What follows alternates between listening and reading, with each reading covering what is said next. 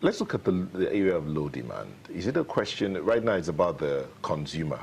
I mean, having produced whatever they could produce, is it the purchasing power that is not there? Or is it the quality of the products that's leading to the low demand? It's not as clear-cut as one or the other, and there are a lot of other exogenous circumstances that bear on that particular position. Low demand is a consumer's market. You determine what you want to buy, either the price is favorable or not, or the quality is acceptable to you or not. So that's consumer perception. Now, what I hear from the manufacturers and the what's called report from NOI is that they have a lot of challenges, and ultimately to impact low demand. But first, we must recognize that everybody's going through the same thing in the country. Purchasing power parity has gone down. People are not living as well as they think they should.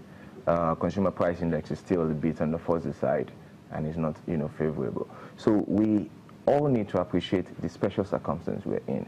Now, the challenge I have with the report is fine. We're glad that we've grown, and like you said, if you put anything on zero or very low number, it's going to seem like a lot. Progress. But the issue we have is, if you also examine the report from the NOI polls, you will see that close to 48–50% of manufacturers still depend on imports for raw materials. And if your basic product to make whatever you're going to, your final product, if your raw materials is imported, you're exposed to foreign exchange fluctuations a lot, which is why all the belly aching about Forex is high, Forex. If you can access your raw materials from here, then you can actually subsidize your costs by a very large margin. The people that, just like she mentioned, people are importing finished goods, which means they don't have to incur additional costs for power, road. They basically just do the same thing that you do, which is they bear with you the cost of transportation and the likes. But they don't have to acquire, additional costs along the line. So basically, why would a consumer want to buy the same product? Let's even assume the quality is at par. Why would a consumer want to buy the same product at a higher price because it's made in Nigeria? So the manufacturing sector as well need to fix how they source for the raw materials in getting product. That would greatly reduce the burden. Also, part of the report mentioned, because I'm trying to relate it to how it affects consumers, it's very easy for us to say consumer demand is low. But remember, it's your money and you can decide to do whatever you want with it.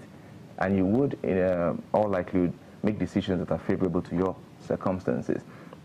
So if we look at the capacity utilization of some of these, factories and the manufacturers, it's also something that needs to be examined properly.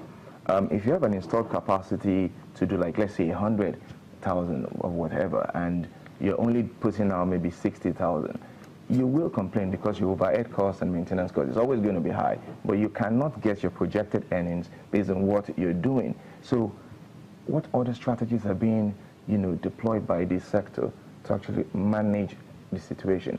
Because we need to be honest with ourselves. The growth and all the indices being positioned, they're very tenuous. It's based on the allowance we're given by OPEC to produce above the cap limit that has been given for oil, and the fact that oil prices are stable.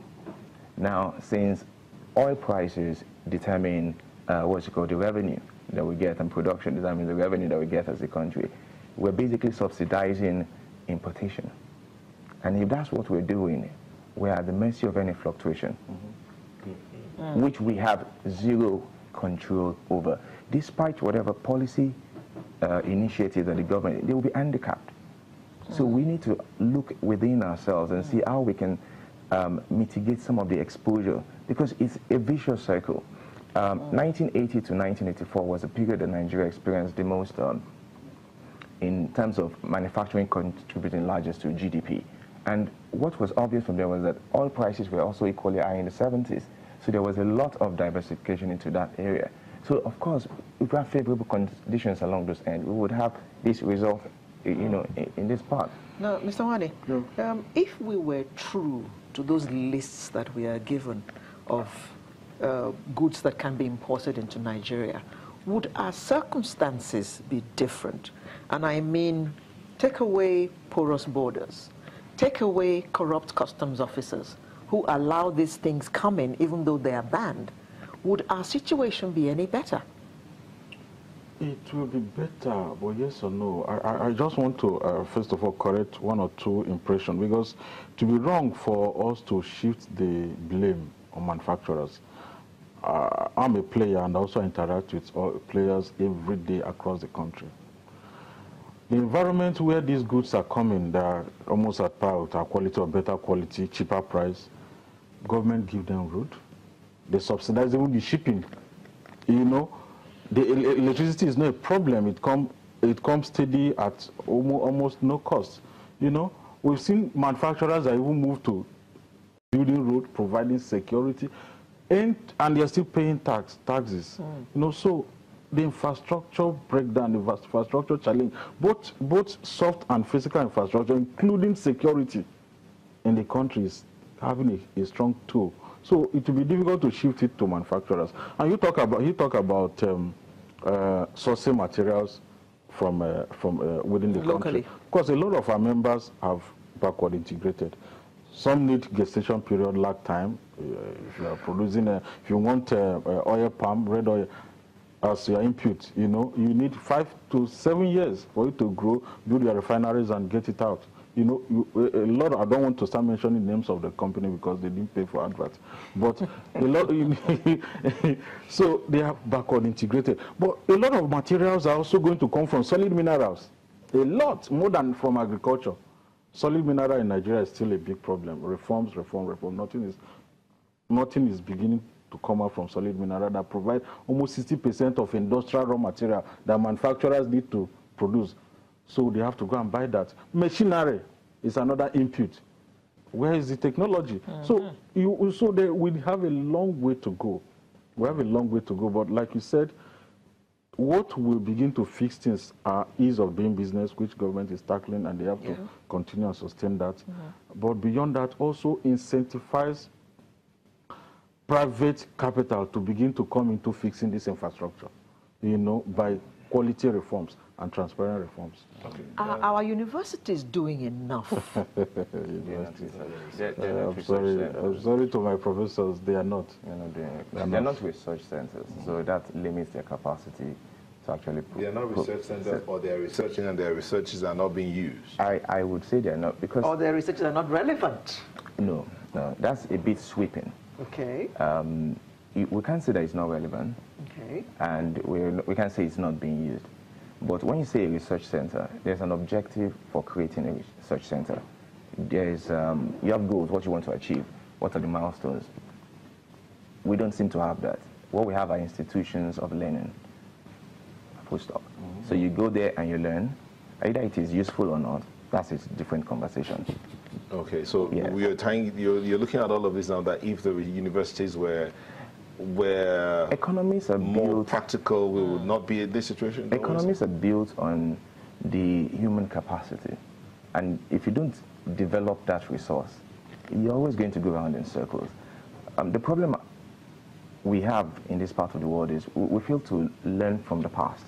And we keep on going around in the same circle. While he was talking, he said raw materials and government support and incentivizing people. And it's all fine. But guess what? We need to decide if we want to practice a socialist economy or we want to practice a capitalist economy. Because you can't, on the one hand, want to be a capitalist, which means that you determine what you need to do to sell your products and to get returns. Or you want to be a socialist economy, which means that government intervention and support is very critical to how you get to the end. So that particular mix, we are not yet deciding on what we want to do. Because even in developed economies like America and the rest of them, if conditions within are terrible, they outsource production. They go to areas, they go to other areas that they can produce at a cheaper cost. Are you suggesting that the Nigerian manufacturers need to outsource production? It's called thinking through the problem. There are several options, but we always come back to the same solution all the time, which is why we've been repeating the same circle. We're like Israelites in the wilderness. We're just going on in circles. there are several options that are not being explored. Okay. All right. Dr. Ihua, we're going to take a short break. When we come back, we'd like you to weigh in on the human capacity development research, and how is it that if you had changed your research pattern for this report, would it have made any difference? But that won't come back after this break.